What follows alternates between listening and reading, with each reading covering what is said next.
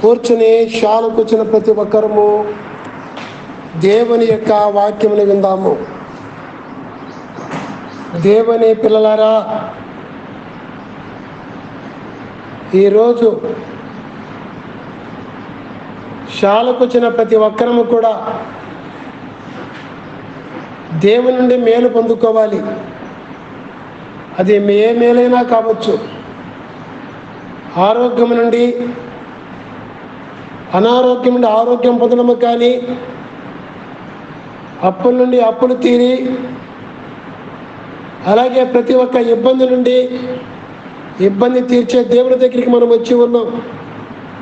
ఆ దేవుడు అన్ని ఇబ్బందులు తీర్చి స్వస్థతపరిచే దేవుడని ఈరోజు మనం దేవుని యొక్క వాక్యములో నుండి మనం నేర్చుకోబోతున్నాము. దేవుని పిల్లారా, బాగా గమనించండి. దేవుడు ఏ మేలైనా చేయగలడు, ఏ రోగమైనా తీయగలడు, ఏ అప్పులైనా తీర్చగలడు,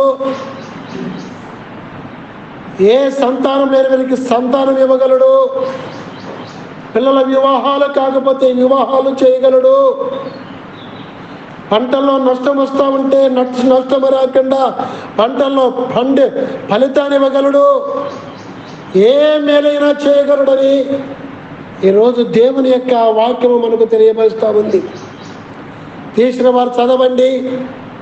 దేవుని పిల్లలారా, నిర్గమాకాండము 15వ అధ్యాయము 26వ వచనము నేను చదువుతాను, చూడండి.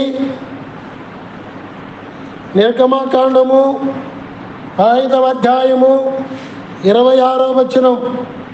మీ దేవుడైన యెహోవా వాక్కును శ్రద్ధగా విని ఆయన దృష్టికి న్యాయమైనది చేసి ఆయన ఆజ్ఞలకు విధేయులై ఆయన కట్టడలన్నిటిని అనుసరించి నడిచిన ఎడల నేను ఐగుప్తీయులకు కలుగు చేసిన రోగములలో ఏదియు మీకు రానియను. నిన్ను స్వస్థపరచు యెహోవాను నేనే. నిన్ను స్వస్థపరచు యెహోవాను నేనే. అమ్మా, దేవుడు మాట్లాడుతున్నాడు. నిన్ను స్వస్థపరచు యెహోవాను నేనే, ఇంకెవరు లేరు. అర్థమైంది కదా? ఏ సందర్భంలో మాట్లాడుతున్నాడు ఆయన? ఇశ్రాయేలీయులైనా ఆ లోకస్తులనే దేశంలో ఇశ్రాయేలీయులు లోకస్తులు లోక సంబంధమైన ఐగుప్తు దేశములో ఇశ్రాయేలీయులు బానిసలుగా దేవుడు ఉంచి ఉన్నాడు 430 సంవత్సరాలు. ఆ మాట చెప్పింది ఎప్పుడంటే, అబ్రాహాముకు ఒక్క కుమారుడు ఇస్సాకు కూడా లేనప్పుడు, నీ సంతానం ఇస్తాను, నీ సంతానము దేశము కాని దేశములో బానిసలుగా ఉంటారని చెప్పిన మాట.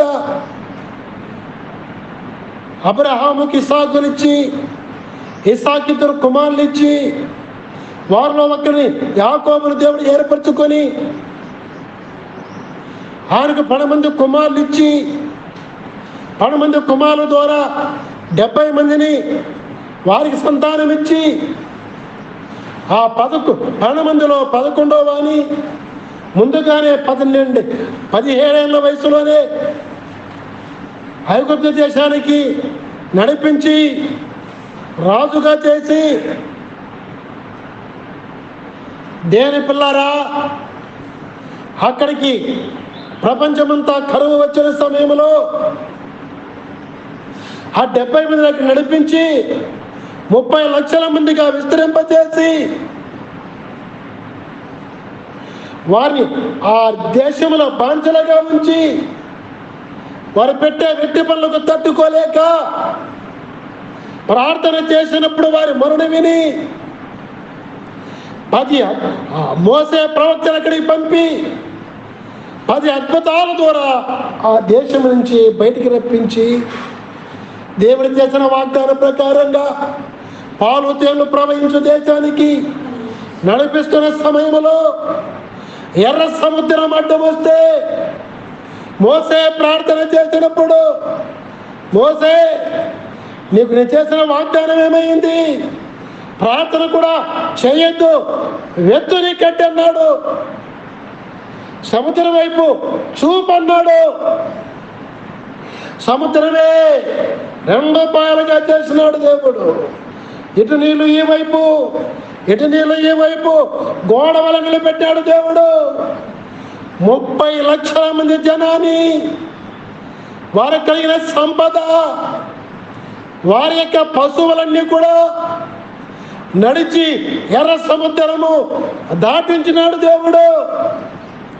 ఎంత అద్భుతము చేసిన దేవుడే. అది దాటిన తర్వాత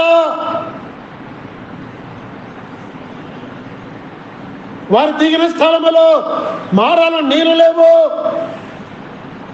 నీళ్ళు ఉన్నాయి కానీ ఆ ఉండే నీళ్ళు చేదుగా ఉన్నాయి. ఆ చేదుగా ఉండే ఆ నీళ్లను మోసే ప్రార్థించినప్పుడు దేవుడు ఒక చెట్టును చూపించి ఆ చెట్టును నిల్లవేయమన్నాడు. ఆ చెట్టు నీళ్ళలో వేయగానే చేదు నీళ్ళు మధురమైపోయినాయి. ఆ మధురమైన సమయంలో ఇశ్రాయేలీయులు కృతజ్ఞతగా పాట పాడుతూ ప్రయాణము చేస్తున్నారు. ఆ ప్రయాణము చేసేటప్పుడే దేవుడు వారితో మాట్లాడుతున్నాడు. ఆ రోజు వారితో మాట్లాడే దేవుడే ఈ రోజు నీతో నాతో మాట్లాడుతున్నాడు. ఏమని మాట్లాడుతున్నాడంటే, స్వస్థపరచు యెహోవాను నేనే. దేవుని పిల్లారా, ఈరోజు నీకే జబ్బు ఉన్నా, ఏ కష్టం ఉన్నా, ఏ అప్పు ఉన్నా, ఏ సమస్య ఉన్నా, ఏ కొరత ఉన్నా తీర్చావాని నేనే అంటున్నానంటే ఇది దైవిక స్వస్థతే కానీ మందులతోనో, దేవుడు పెట్టే క్రియలతోనో, మనుషులతోనో ఇంకొక విధంగా మేలు జరిగే కార్యం మాత్రము కాదు. దేవునికి మహిమ కలుగును గాక. నీకు ఆసుపత్రిలో నీ జబ్బులో బాగాలేదా? నువ్వు ఎన్ని చేసినా నీకు మేలు జరగలేదా? ఆ మేలు జరగాలంటే నేనే నీకు ఆ మేలు చేసేవాని, నేనే ఆ రోగం బాగు చేసేవాని, నేనే నీ జీవితాన్ని మార్చేవాని, నేనే మన నుంచి తప్పించేవాని, నేనే సంతానం లేని మీకు సంతానం ఇచ్చేవాని అని దేవుడు మాట్లాడుతున్నాడు. మీ పిల్లలకు వివాహాలు కాలేదా? నేనే వివాహాలు జరిగించేవాని. మీ పిల్లలకు మంచి భవిష్యత్తు లేదా? భవిష్యత్తు ఇచ్చేవాని నేనే అని దేవుడు మాట్లాడుతున్నాడు. అయితే దేవుని పిల్లరా, దేవుడే మీకు మేలు చేయాలి. చాలామంది చెబుతూ ఉంటారు. అదే మన మధ్య ఉన్నారు ఈరోజు కొత్తగా వచ్చే దంపతులు. భర్త పేరు శంకరయ్య, అమ్మ నీ పేరేం పేరు? మమత. ఆయన సత్యమని మమత. వారు ఈరోజు కొత్తగా వచ్చినారు సేవలకు. అయితే ఒక 4 దినాల క్రితము సంఘస్థం నెంబర్ ఇవ్వగా ఫోన్ చేసినారు మా ఇంటికి వచ్చి ప్రార్థన చేయమని. ఆ ఇంటికి ఇంకా నన్ను దైవజనం చేసుకొని ఆ ఇంటికి వెళ్ళినప్పుడు ఆ కుటుంబం చెబుతారు, అయ్యా లక్షలంటే లెక్క లేకుండా ఉండేవారు మేము, ఆరోగ్యంగా ఉండేవారు మేము, అయ్యా ఎంతో బరువు మోసేవారము, ఎంతో పనైనా చేసేవారము, ఈరోజు పని చేయలేకపోతున్నాం. అనారోగ్యము, ఆరోగ్యం అంత మటుకే ఉన్న డబ్బులు అయిపోయినాయి. ఎంతో కోయడికి వెళ్ళి విదేశీ డబ్బు సంపాదించడం, డబ్బు వెళ్ళిపోయింది. అప్పుల పాలైపోయినావు, లక్షల ఖర్చు పెట్టావు, బాగా కాలేదు ఆసుపత్రిలో. మానసికంగా అయ్యా మా భర్త చనిపోతానంటున్నాడు అనగానే వారికి చెప్పిన మాట ఏమిటంటే, ఆదరించి దేవుని మాటల చేత వారిని ఆదరించి ధైర్యపరిచి షాలకు రమ్మనగా ఈరోజు అందరితో పాటు వారు కూడా షాలకు వచ్చి ఉన్నారు. దేవుని పిల్లారా, వారికే కాదు కానీ వచ్చిన ప్రతి ఒక్కరికి చెప్పే మాట ఏమిటంటే, అలాంటి మేలు, అనేక మేలు ఇక్కడ దేవుడు చేసి ఉన్నాడు. కానీ ఆ మేలు చేసిన తర్వాత ముందు చేయవలసిన పనులు కొన్ని ఉన్నాయి.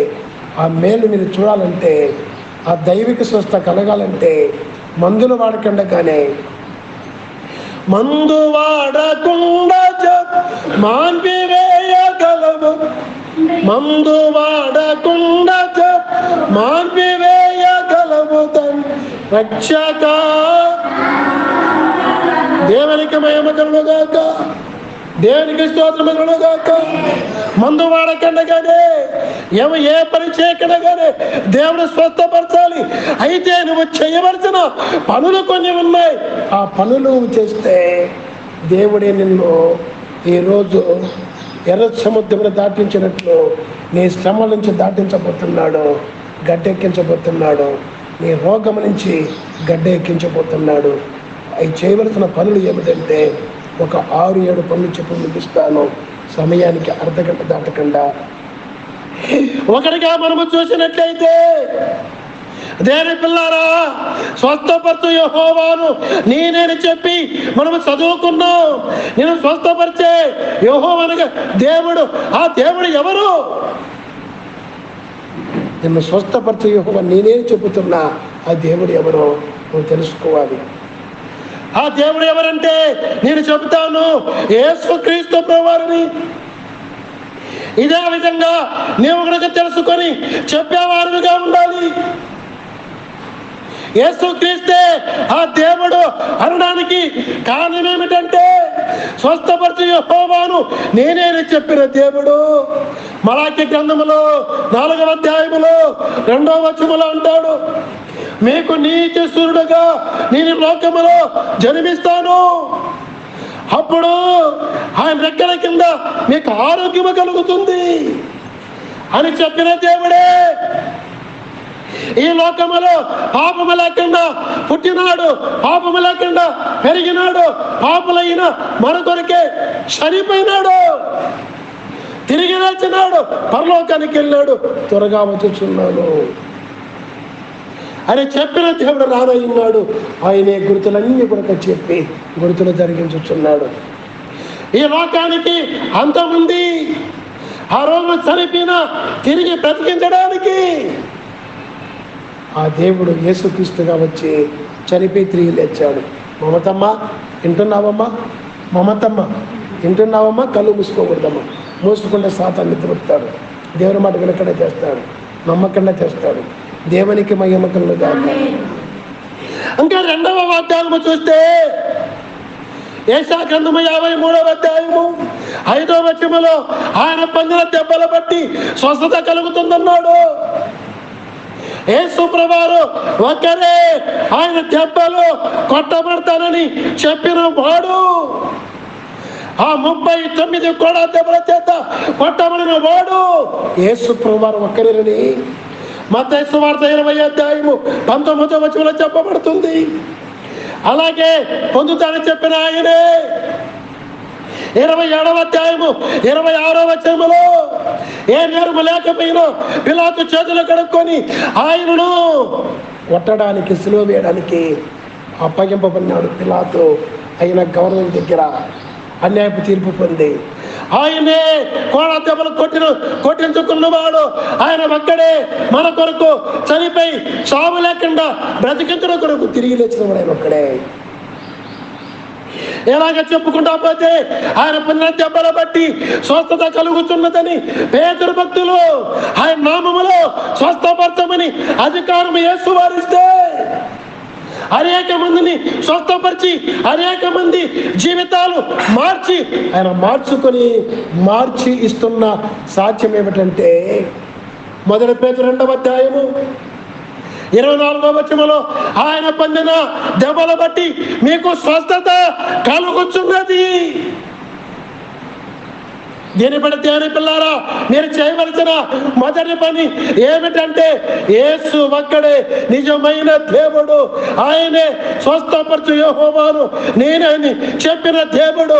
ఈ లోకములో పాపులెక్కడ పుట్టి పాపులైన మీ కొరకు పాపములెక్కడ పెరిగి చనిపోయి తిరిగి లేదని చెప్పిన ఆయనే 39 కూడా దెబ్బల చేత కొట్టించుకొని మన కొరకు రోగిగా మార్చబడి ఈరోజు పాపి అయిన మానవునికి దేవుని నుండి మేలు పొందే అర్హత కోల్పోతే అర్హత ఇచ్చిన వాడు యేసు ప్రభువారు ఒక్కరేనని నువ్వు తెలుసుకోవాలి. మొట్టమొదటిగా తెలుసుకోవడానికే 7 వారాలు శాలకు రమ్మని మీకు చెబుతూ ఉంటాం. ఎందుకు తెలుసా? 7 వారాలు శాలకు వచ్చి ఆయన గురించి ఇలాగా సాక్ష్యమిని వాక్యమిని ఎప్పుడైతే వాళ్ళు తెలుసుకుంటారో అప్పుడే నీకు స్వస్థత. తెలుసుకోకపోతే స్వస్థత మేలు పొందలేము, ఎక్కడా పొందలేము. అందుకే దైవిక స్వస్థత అనే ఒక పేరును మీకు తెలియపరుస్తున్నాను. దేవునికి మహిమ కలుగుగాక. రెండవదిగా చేయవలసిన పని ఏమిటంటే, చూడ యొక్క వాక్యములో ఉంటుంది 26వ వచనములో, దేవుని యొక్క వాక్కును శ్రద్ధగా వినాలి. ఏం చేయాలంట? శ్రద్ధగా అనగా జాగ్రత్తగా విని నేర్చుకోవాలి. వినడం వల్ల విశ్వాసము కలుగుతుందని రోమా పత్రిక 10వ అధ్యాయము 17వ వచనములో, క్రైస్తవులంటే చంపి నరికే వ్యక్తే యేసు వారిని తెలుసుకొని సాక్ష్యం ఇస్తున్నాడు. వింటేనే ఆయన గురించి, యేసుక్రీస్తుని గురించి విశ్వాసం కలుగుతుంది. లేకపోతే అనేకులను చంపే, ముఖ్యంగా క్రైస్తవులను చంపి బాధ పెట్టి క్రీస్తును తిరస్కరించి కీడు తెచ్చుకునే వారుగా ఉంటారని, ఆ కీడును తెచ్చుకొని ఆ కీడును పోగొట్టుకుని యేసుక్రీస్తు ద్వారా ఆయన చెబుతున్నాడు. వినడం వల్ల ఏం కలుగుతుందంట? విశ్వాసము కలుగుతుంది. ఆ విశ్వాసము ద్వారా నీ కలిగే మేలు ఏమిటంటే విశ్వాసమును బట్టి స్వస్థత. మత్తయి సువార్త 9వ అధ్యాయము 22వ వచనంలో చూస్తే, 12 సంవత్సరాలు రక్తస్రావముతో బాధపడుతున్న ఆ స్త్రీతో అంటాడు యేసు ప్రభువారు, కుమారి, నీ విశ్వాసమును బట్టి నీకు స్వస్థత కలుగుతుంది, సమాధానముతో వెళ్ళంటాడు. 15వ అధ్యాయము 28వ వచనంలో, ఒక కానాను స్త్రీ ఆయన వెంటబడింది. అయ్యా, నా కుమార్తె సావనైనది, నా కుమార్తెను మాటిస్తే బ్రతుకుతుందయ్యా అంటుంది కానాను స్త్రీ.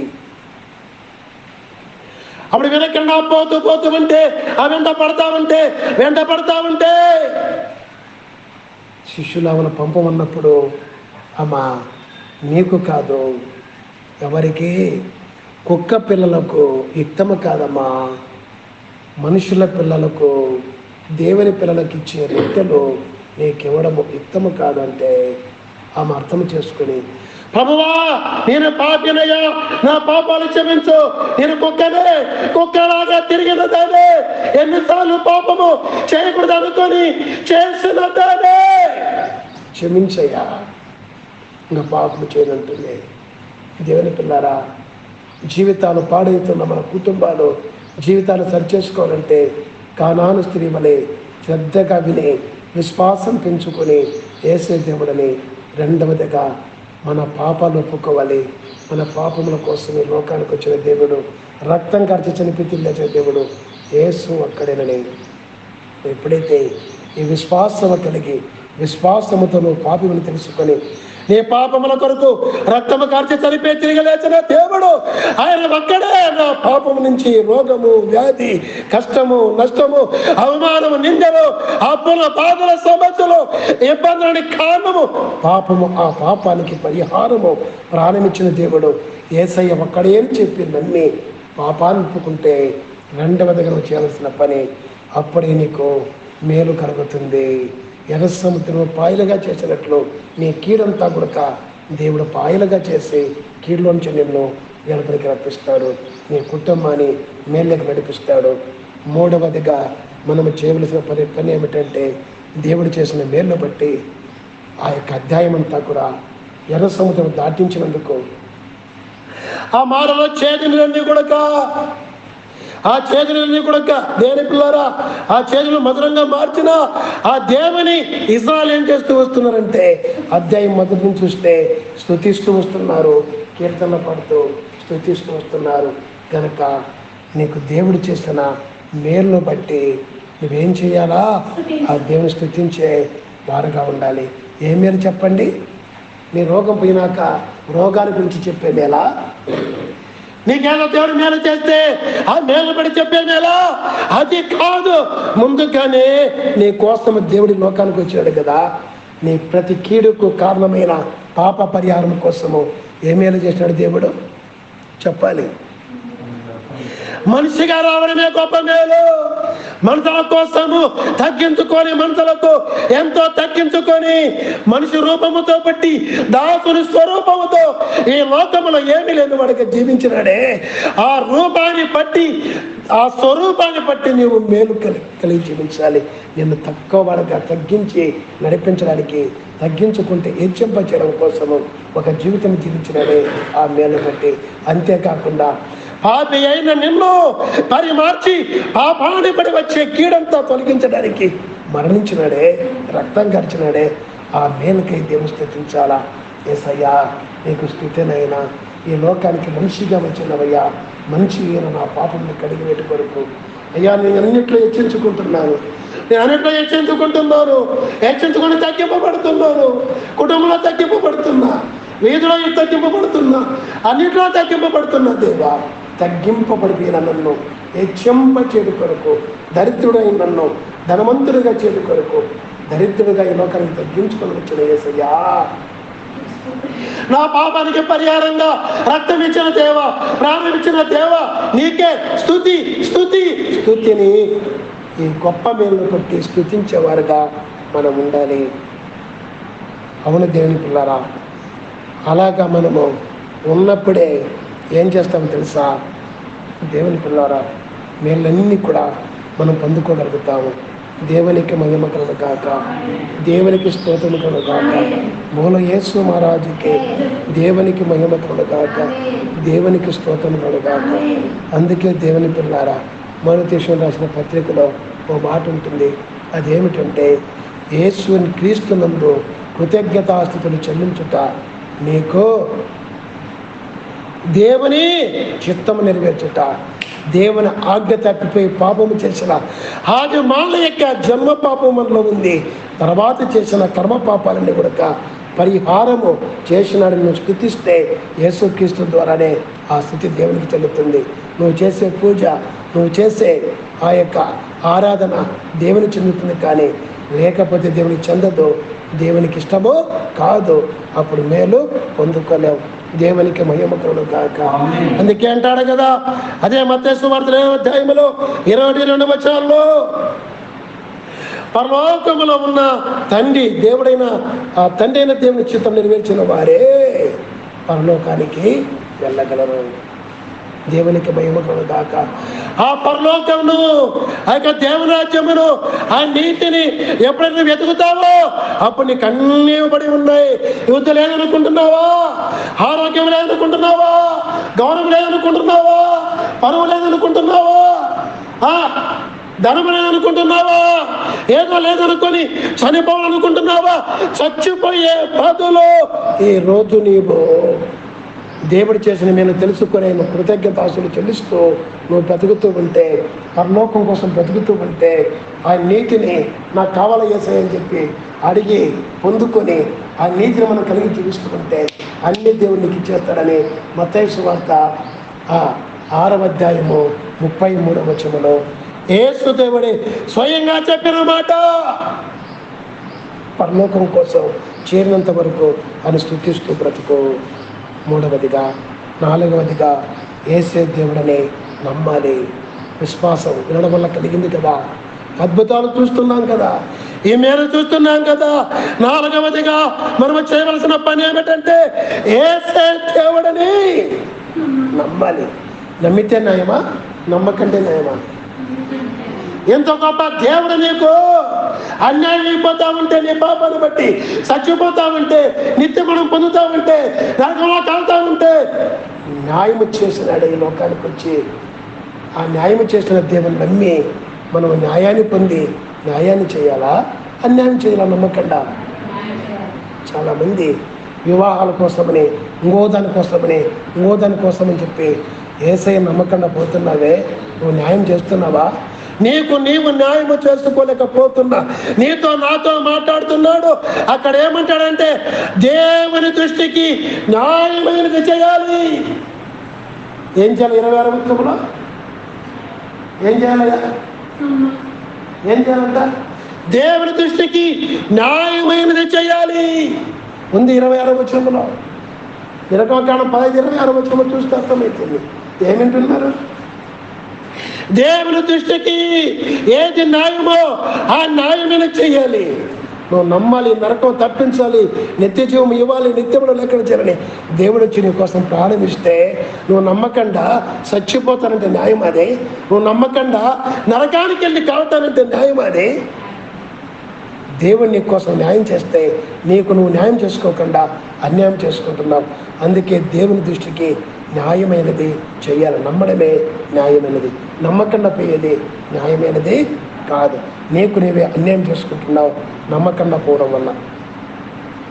అలాగే దేవుని పిల్లారా, ఐదవదిగా మనము చూస్తే ఆయన ఆజ్ఞలను నెరవేర్చాలి. ఆయన చెప్పిన ప్రకారంగా జీవించాలి.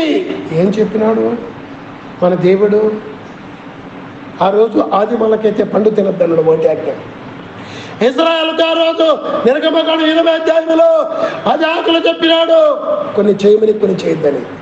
ఈరోజు యేసుక్రీస్తు దేవుడు ముఖ్యంగా చెప్పిన ఆజ్ఞ ఏమిటంటే, ఆ ఆజ్ఞలు నెరవేర్చుతూ 10 ఆజ్ఞలు ముఖ్యంగా చేయవలసిన పని ఏమిటంటే, ఆజ్ఞలు ఎవరు నెరవేర్చిన వారు యేసు ప్రభు ఒక్కడే.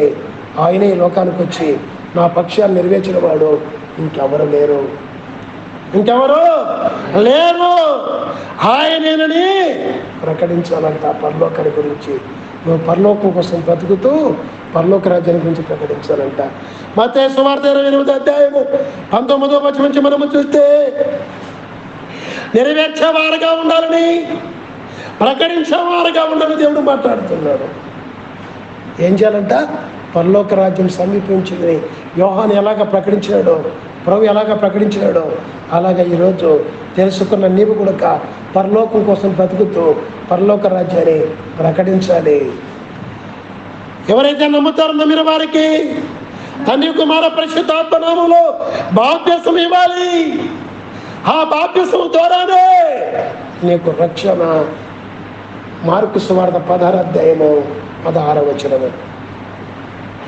ఈ రక్షణనే నువ్వు ప్రకటించేవాడుగా ఉండాలి. 6వదిగా అదే మాట చూస్తే సంతోషించేవారుగా ఉండాలి. ఏం చేయాలి? సంతోషించేవారుగా ఉండాలి. ఈ రక్షణ బట్టి, ఈ బాప్తిసాన్ని బట్టి, ఆయన చేసిన యొక్క ఆత్మీయ మేలు బట్టి, మొదట శరీర మేలు బట్టి, తర్వాత సంతోషించేవారుగా ఉండాలి. చాలా మందికి సంతోషం ఉండదు, భయపడతా ఉంటారు, బాధపడతా ఉంటారు. యేసయ్యను నమ్మాలంటే, యేసయ్య ఇంటికి రావాలంటే, ప్రార్థన చేయాలంటే, స్తుతించాలంటే, ఆయన గురించి చెప్పుకోవాలంటే సిగ్గుపడతా ఉంటారు, భయపడతా ఉంటారు. న్యాయమాది? సంతోషించాలి. ఎవరు చేయని మేలు యేసయ్య చేసినాడు నా పాపానికి పరిహారం. యేసయ్య మోక్షం ఇస్తున్నాడు, యేసయ్య నరకం తప్పిస్తున్నాడు, యేసయ్య నిత్య జీవం ఇస్తున్నాడు, యేసయ్య నిత్య మనం కొట్టేసినాడు, నాకు మనం చనిపోయి లేచాడు. ఎవరు లేరు నాకు నిత్య జీవం ఇచ్చేవాడు, మరణం లేకుండా బ్రతికించేవాడు, మరణించినా తిరిగి బ్రతికించేవాడు అని చెప్పి సంతోషించాలి. కానీ మనము భయపడచ్చా, బాధపడచ్చా?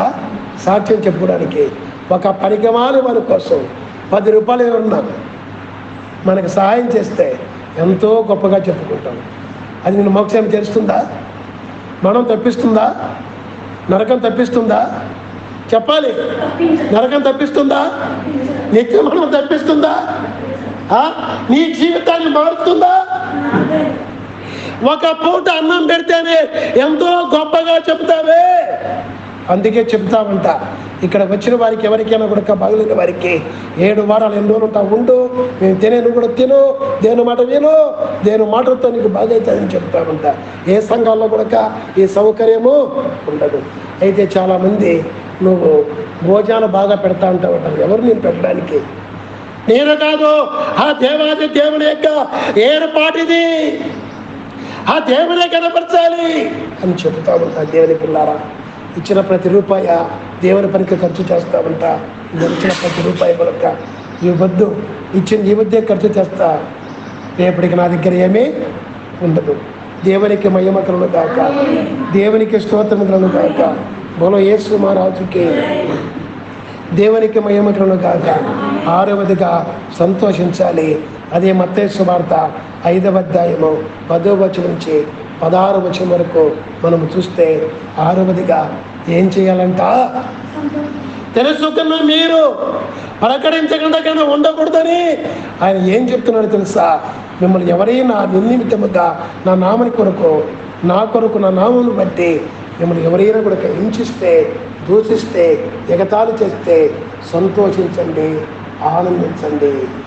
సంతోషించి ఆనందించండి. ఎలాగ ఆనందించారో? చాలా మందికి ఆనందము లేకుండా పోతా ఉంది.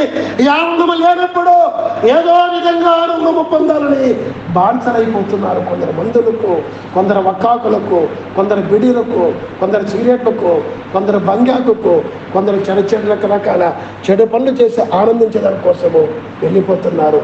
ఈ ఆనందము లేని వారు క్రీస్తుని నమ్మి కొనక ఈరోజు దేవుడు మాట్లాడుతున్నాడు. దేవుని పట్టి అంటే దేవుని పట్టి ఆనందించాలి. దేని పట్టి అంటే మళ్ళీ చెప్తున్నాను, దేవుని పట్టి ఆనందించాలి. ఆయనే నీకు చేస్తున్న ప్రతి మేలు పట్టి ఆనందించాలి. ఆనందమనే ప్రకటించాలి.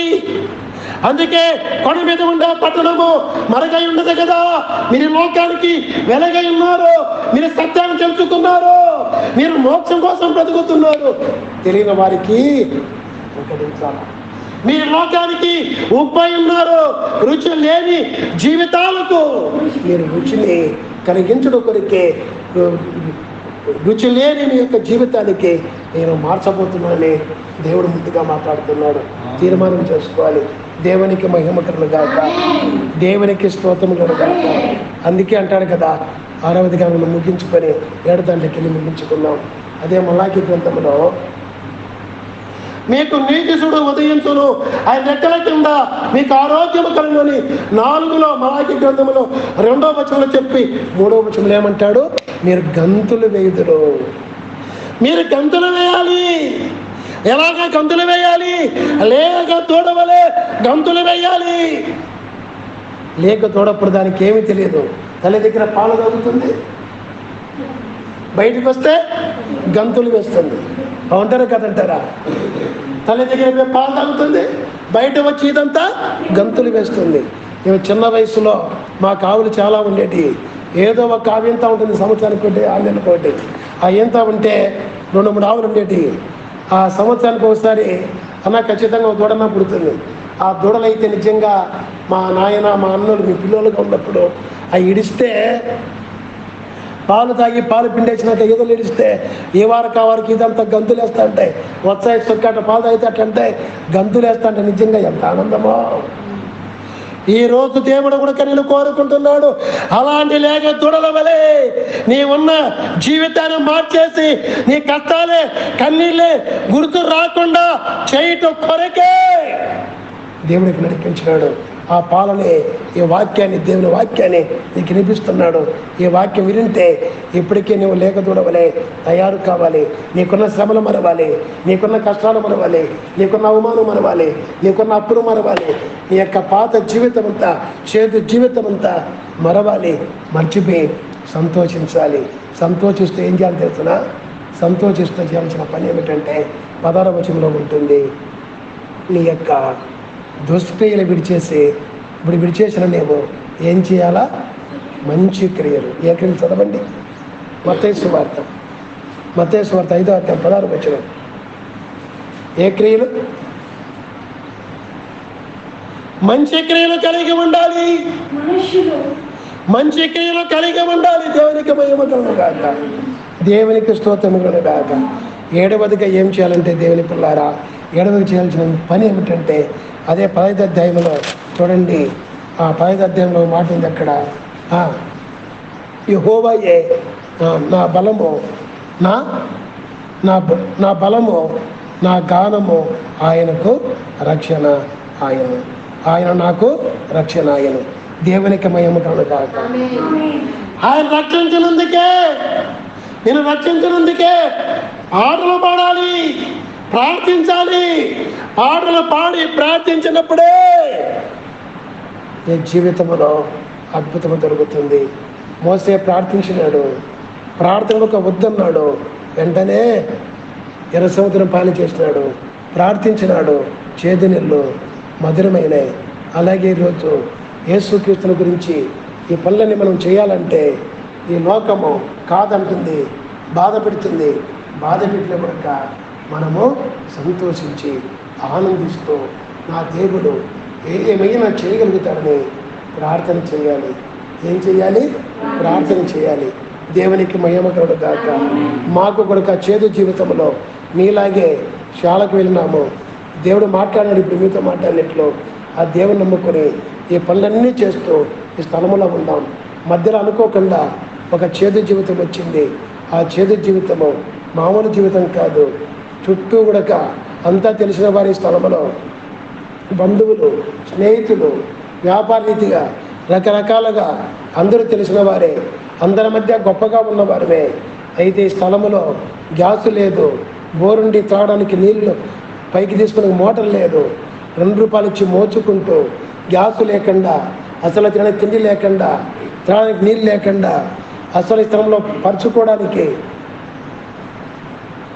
బొంత లేకుండా, పండుకోవడానికి మంచము లేకుండా, రగ్గు లేకుండా, తినడానికి అసలు పాత్రలు సరిగ్గా లేకుండా అన్నీ కూడా ఎక్కడెక్కడ వెళ్ళిపోయినాయి. ఎందుకంటే ముందు ఇక్కడ ఉండడానికి ఇంత మాత్రం తావరం లేదు, ఈ తావు మాత్రమే ఉంది. దేవుడు దర్శనం ఇచ్చినాడు. ఇలాగా మాట్లాడితే ఆయన మాటలు బట్టి ఆనందిస్తూ సంతోషిస్తూ 7 పనులు చేస్తూ వచ్చినాం. దేవుడు ఈరోజు 10 మందికి ఆదర్శంగా మమ్మల్ని ఇక్కడ ఉంచి వాడుకుంటున్నాడు. నీవు కూడా ఇలాగే చేయాలని ఈరోజు నీకున్న పాత జీవితం, చేదు జీవితం తీసివేటు కొరకే దేవుని రప్పించినాడు. నమ్మి ప్రార్థన చేసుకుందాం.